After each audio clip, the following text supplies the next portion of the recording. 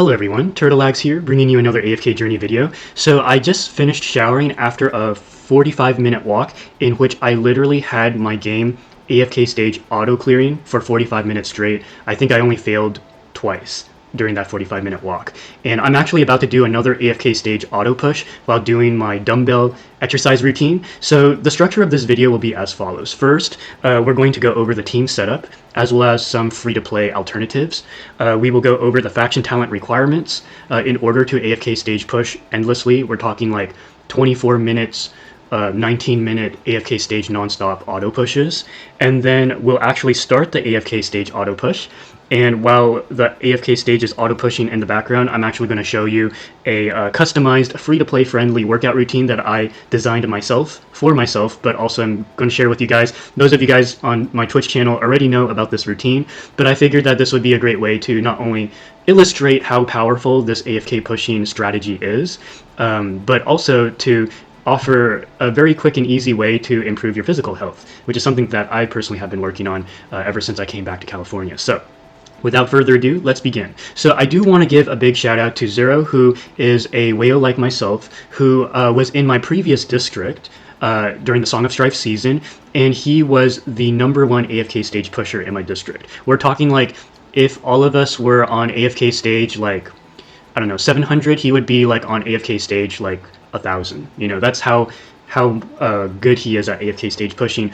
During my Twitch live stream 2 days ago, he watched me struggle on one AFK stage for 45 minutes, and then when he finally helped me clear that stage, he offered this one piece of advice that literally transformed my AFK stage pushing experience. And so I want to share this with you all because I believe that this will not only help the whales out, but I think more importantly, it can act as a balancing field, if you will, or it'll balance the playing field for free-to-plays and low spenders who care enough to watch this video.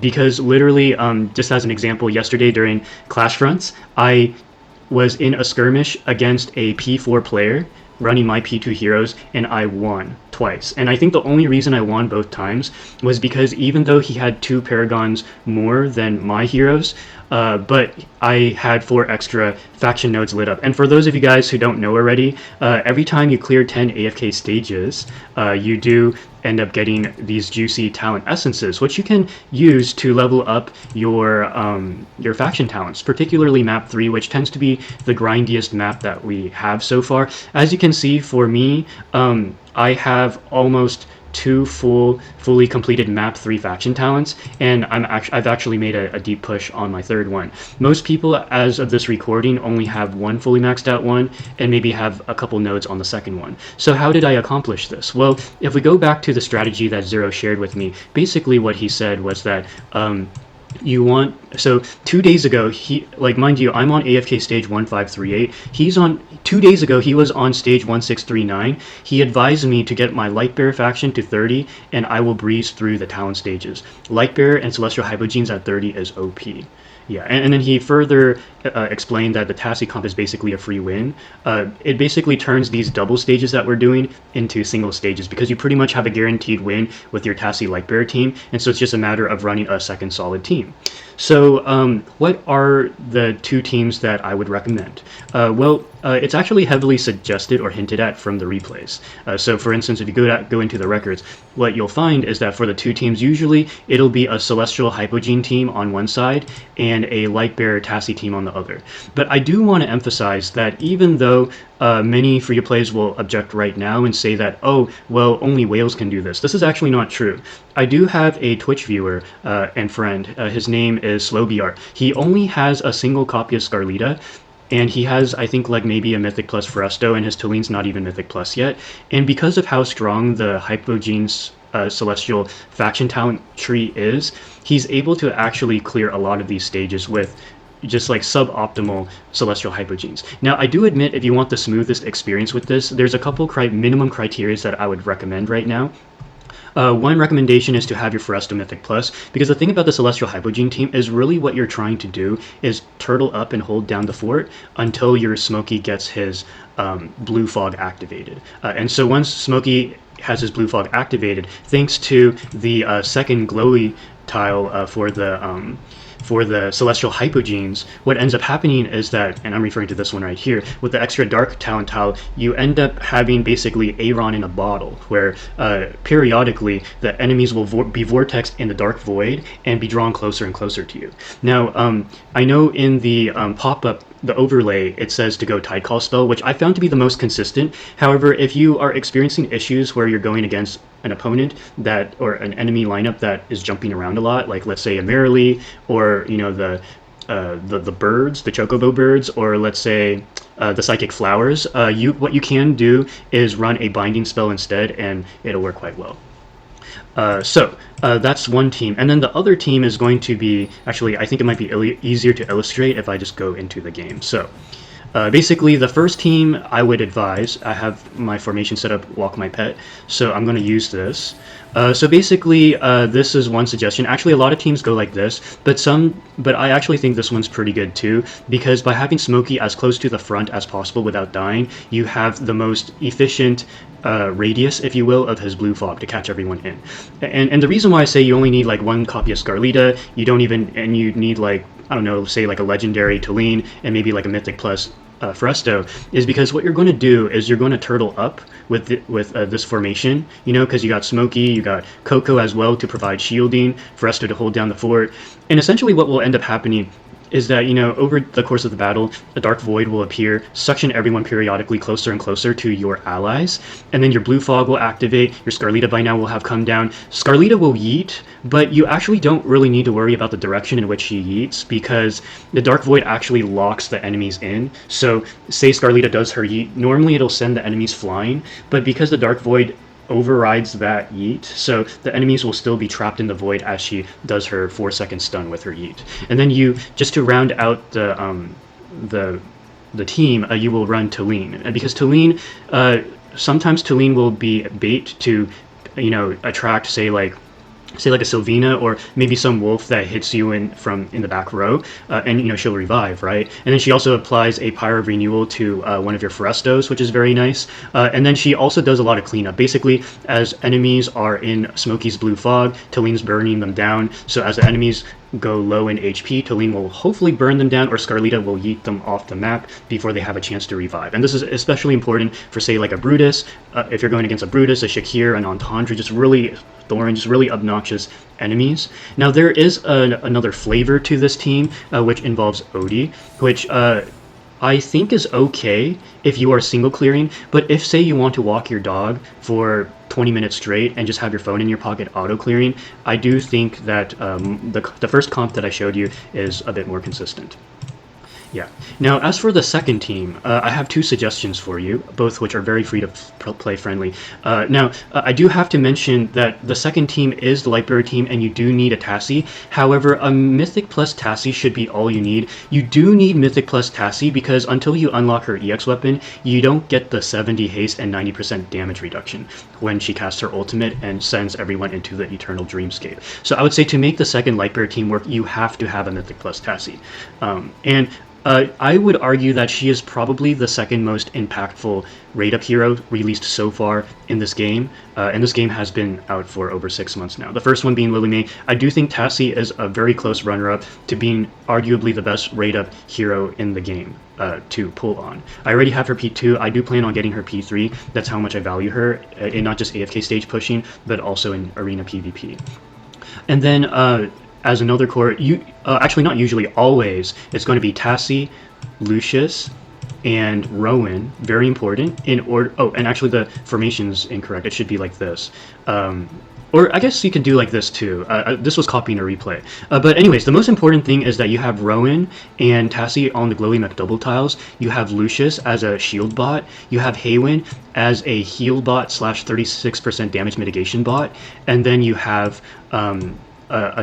typically I would recommend either Walker or Cassidy, because both of them have stunning or basically crowd control potential, which is very, very important when you want to have those deep 36-minute non-stop AFK stage auto pushes against enemies, including Thorin, Entendre, Shakir, anyone who just, if you don't stun, or Brutus, you know, the ballerina, the obnoxious ballerina, if you don't have someone like Walker or Cassidy to disrupt them during that split second when they are not bringing their HP back to full health and going seat immunity mode, then having a walker and casty is going to be extremely important.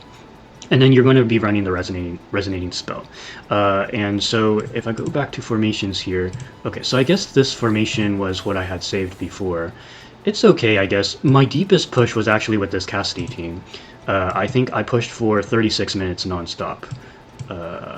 Ooh, I didn't save it. Okay, but yeah, anyways, it's in the overlay. So I think what I'll do, actually, is I'm going to go with the casty comp that gave me the deepest push, because I would like to be able to have a nice non-stop workout without needing to go back into the game. And then you would do something like this. This is probably the most standard team. This is probably going to be the most consistent team you will run. This team right here and this team right here. As for the faction talents, I don't want to really talk your ear off. Actually, let me go ahead and save this formation. So this is a quick way to save your formation, and then just title it workout team, because I'm going to work out as I auto push with this team. Okay, so let me just briefly talk about the faction talents real quick. Once you get to a certain point, like I have, where I can sorry, let me just so I have a longer push. Okay, what I'm going to do actually, now that, so I would say that most of the nodes on this faction, as well as all of the nodes on this faction, I actually acquired lit up in the past probably 18 hours as of this recording. I made a really deep push with the team that I'm going to autoplay for you guys. So at this point, I should have acquired enough of these talent essences in order to light up the third tile, because 30, 60, 90, 120, 240, 270, so that should be more than 210. So what I'm going to do actually, just to maximize the duration and effectiveness of my push, I'm going to go ahead and reset the talent tree right now. Now, one thing I do advise, if you don't want to redo everything, is to just unclick the stage 1 and click stage 3. That way it only resets stage 3, just to save you time. So I'm going to refund my 1090 talent essences, going to use a talent reshaper, and what I'm going to do is I'm going to light up all 30 tiles for the celestial hypogenes, as well as my my light bears. Now I'm hoping that the game doesn't sabotage my video by posting like really obnoxious enemy formations, because I did push almost 200 stages in the past 18 hours by autoplaying, so I don't know how much longer this run is going to be, but I think it should still be pretty good. I mean, it's pretty insane how broken. Okay, so I'm going to go like that. Okay, so I think what will end up happening is that once I fail the first time, I'm just going to light this up and then autoplay again. Alright, so let's get right into it. Okay, and one other trick you can do, so I'm going to go into formations and I'm going to click use. I'm going to use my workout team. And then what I'm also going to do is I'm going to rearrange the heroes so I have the most important, crucial heroes, with the extra levels. So typically, you'll probably notice that I have the Celestial Hypogene team on Team 1, and I have my Lightbearer team on Team 2. So for this reason, I'm going to give favor to my Lightbearer Celestial team, because they will face arguably tougher teams, but I'm not going to neglect the second team either, because sometimes the second team is just as hard, if not harder, than the first. For me, the most important heroes would be Smokey and Scarlita, just because the stronger Scarlita is, the better she can yeet enemies off the map, and of course, the blue fog does scale off of Smokey's attack. And then Tasi's going to be the hyper carry in the team number 2, so this is why I prioritize these 3 heroes. Okay, so without further ado, let's go ahead and get started. Alright, so we're going to let it auto battle, and while it's playing, what I'm going to do is I'm going to briefly talk about my revolutionary free-to-play workout that I designed for myself, that I wanted to share with you guys in case you guys wanted to run it as well. Yeah, so basically all you need are a set of dumbbells, and then and this is probably the only thing you need. And I would recommend getting the dumbbells where you can add weights to this. Just as an example, I do have some extra weights, as well as that other one there to kind of put on the opposite sides. So these dumbbells here, and then if you're a low spender, what you can do is, in addition to dumbbells, you also get these push-up bars just for quality of life, as well as a workout bench, as well as a medicine ball. And I know a lot of people also get the stretchy bands. I forget what they're called. So these right here to do like this workout. So I have this in a bag. So okay, let's get into the workout. I actually need to use the toilet real quick, so I'm going to do that as my game is beating the stages for me. I'll be right back.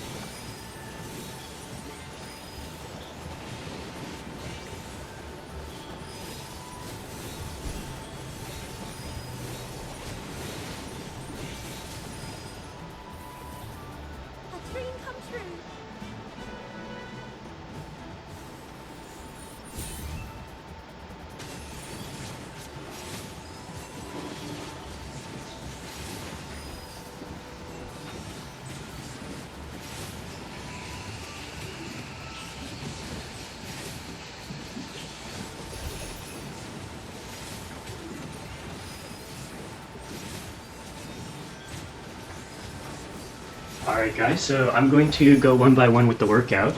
Let me pull up, and I'll actually pop up a spreadsheet that I use. I highly recommend a workout diary just to keep track of all your stats. So right now I'm using 14.5-pound dumbbells. I've been slowly increasing it. Next week I'm probably going to increase it to almost 20 pounds each. First we'll go ahead and do walking lunges, so this is how you do it. Basically, you just need a long pathway, but if you're free to play and your room's kind of small, I recommend you do this outside. Basically what you're going to do, I'll go ahead and show you guys. You're going to basically want to hold these dumbbells by your side, and you're going to go like this, and then this, and then you just keep walking forwards. So you're going to basically do, maybe take 12 steps like that, one way, and then go the opposite direction to another, or I'm sorry, maybe like 7 steps one way, or 6 steps one way, and then 6 steps back, something like that. I'll show you in a moment, guys, don't worry. So that's walking lunges. Next you have dumbbell rows. You can do this on a yoga mat, but if you're a low spender like me, well, I'm not low spender, but I do recommend getting a stand, something like this, to have deeper chest presses, to really work out your pecs. So I'll go ahead and illustrate that. So here's what a chest press will look like.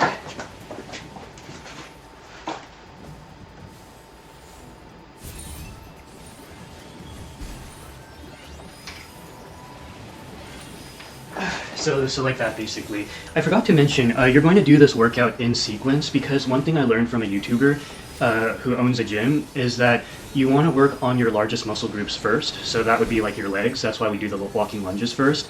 And then we work on our abs next. Oh, I forgot, I skipped one. Dumbbell rows, that's actually the next one. I forget which part of the body it works on, but it's supposed to help with your posture, and I have terrible posture. So this is called dumbbell rows. So basically what you'll do is you'll go kind of like this, and then you'll do something like that. And you want to kind of look up. Now, some viewers have critiqued my form. I know it's terrible, but if you want a proper way for how dumbbell rows actually look like, you can watch a tutorial somewhere on YouTube. But the way I do it is basically like that. Yeah, like that. Okay, so that's dumbbell rows. And by the way, I should mention that when you're doing walking lunges, every single move that I'm teaching you guys right now, you're going to do 3 sets of 12 or 3 sets of 20. You can kind of customize it for your needs, your strength level. I would recommend, going slow and steady. If you're new to a workout like I was 2 weeks ago, then you just start with small reps with low weights. There's no need to feel ashamed about starting slow and starting small. And over time you'll get stronger and you'll be able to do more reps. So a YouTuber that I respect, he basically says all of these workouts, do 3 sets of 8 to 12 with 30-second breaks in between. Okay, so next we have shoulder press. So basically for shoulder press, what you're going to do, you want to maintain like a 45-degree angle. It's a little easier to maintain good form if you have a mirror to look at. I know it's not really free to play, but if you have a mirror at home, it really helps. You can do this in your bathroom. And basically what you do, make sure you don't go below 90 degrees, right? You're always like this. You're maintaining 90 degrees. You go like this. It's easier to do when you're looking in the mirror, especially when you're tired. But yeah, that's shoulder press. Okay, next bicep curls. So bicep curls, you're basically, you'll go like this. You supinate, that's what they call it. Go back and forth. So that's 1, 2, 3, and then you just keep going like that. So that's bicep curls. Okay, so we got our first defeat. We cleared 3 stages. So what I typically do in a situation like this is I just try something different. So I'll just check the recommended, see what they did.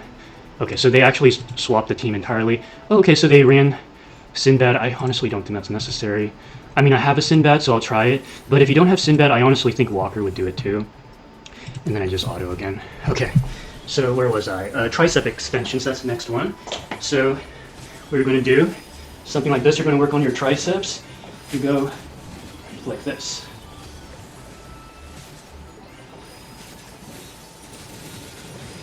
Yeah, so those are tricep extensions. Okay, so now we're going to move on to working on our abs more. I think that's very important. So let's do medicine ball crunch next. So this one I know is not very free-to-play friendly, but I do recommend investing in a good medicine ball. You can start off, actually, because I had bought this a long time ago, I'm just using 15 pounds. Honestly, if I was to start with this, I'd probably go a little bit lighter, but because I was trying to save for a Supreme Plus Tasi, so I chose not to buy another medicine ball. So yeah, I would recommend actually like a 5-pound or 10-pound medicine ball, maybe like a 10-pound medicine ball to start with, because really 15 pounds for me is kind of heavy, but I've gotten strong enough to where I can get through this no problem now. So medicine ball crunch is going to be something like this.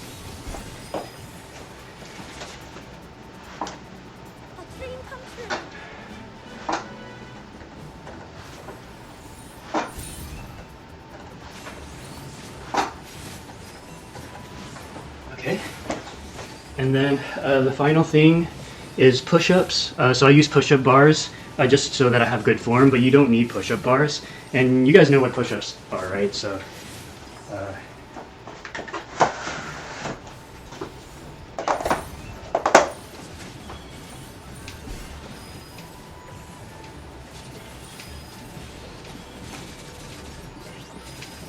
yeah, so those are basically push-ups.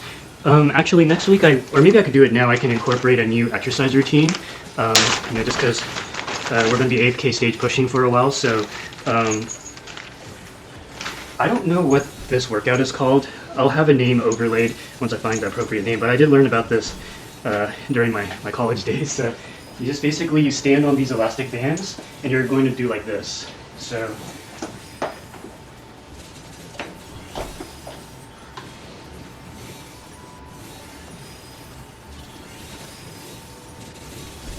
okay, yeah, so something like that. I don't know what it's called, but I'll add that to my spreadsheet. Okay, so now that we've gone over the entire workout, what I'm going to do is I'm going to turn this 10x speed, so you see how deep these pushes are. I'm going to do probably an entire workout as this is auto playing. And I'm actually going to play in the background a song that one of my content creator friends, Mako, mixed last night and shared with me, so I'll have that playing in the background as kind of like a workout song. It's really cool, AFK journey related. So guys, I'm going to get to my workout. Thank you guys so much for watching, and I will catch you in the next video.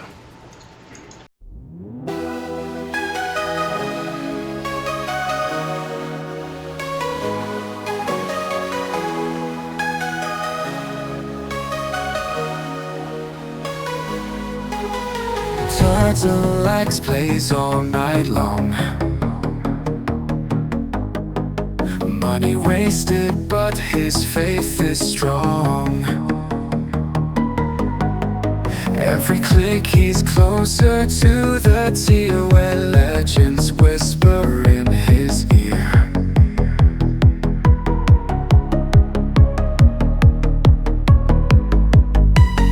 Mako Sensei by his side. In the arena they collide. Strategies form in their heads as they forge paths in gaming threads.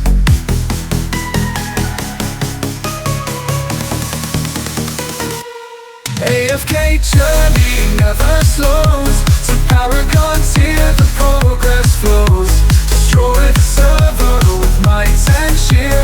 Turtlelagz and Mako, two pioneers. Daily grind won't break his stride. Dollars spent, dreams amplify. Enemies fall like autumn leaves in the game where he believes. Whispers of legends crystal clear. Righteously Turtlelagz steers. Every battle ferocious dance. In his heart there's no chance for chance.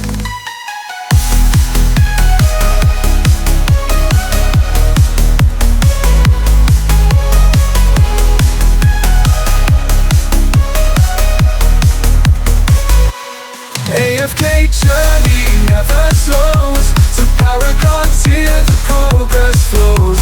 Destroy the server with might and cheer. Turtlelagz and Mako, two pioneers.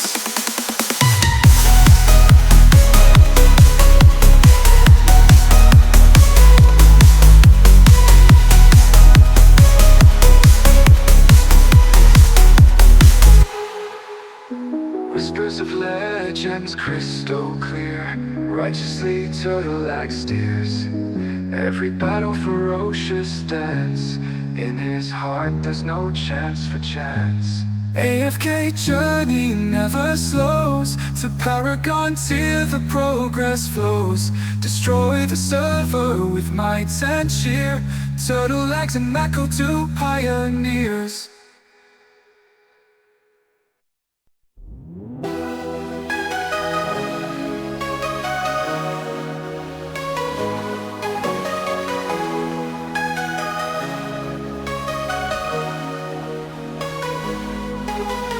Turtlelagz plays all night long. Money wasted, but his faith is strong. Every click he's closer to the tier where legends whisper in his ear.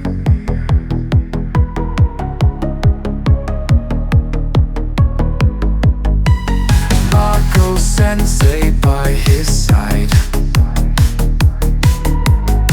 In the arena they collide.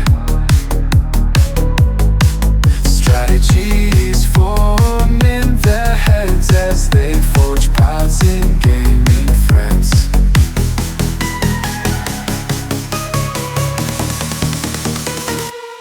AFK journey never slows. To Paragon tier the progress flows. Destroy the server with might and cheer. Turtlelagz and Mako, two pioneers. Daily grind won't break his stride. Dollar spend, dreams amplify. Enemies fall like autumn leaves in the game where he believes. Whispers of legends crystal clear. Righteously Turtlelagz steers. Every battle ferocious dance. In his heart there's no chance for chance.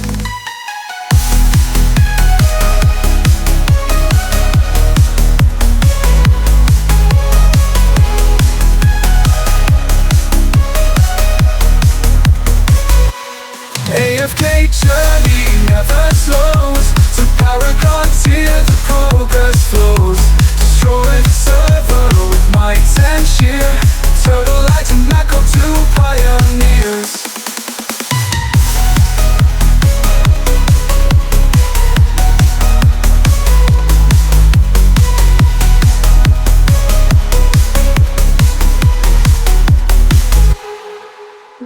Whispers of legends crystal clear. Righteously Turtlelagz steers. Every battle ferocious dance. In his heart there's no chance for chance. AFK journey never slows. To Paragon tier the progress flows. Destroy the server with might and cheer. Turtlelagz and Mako, two pioneers.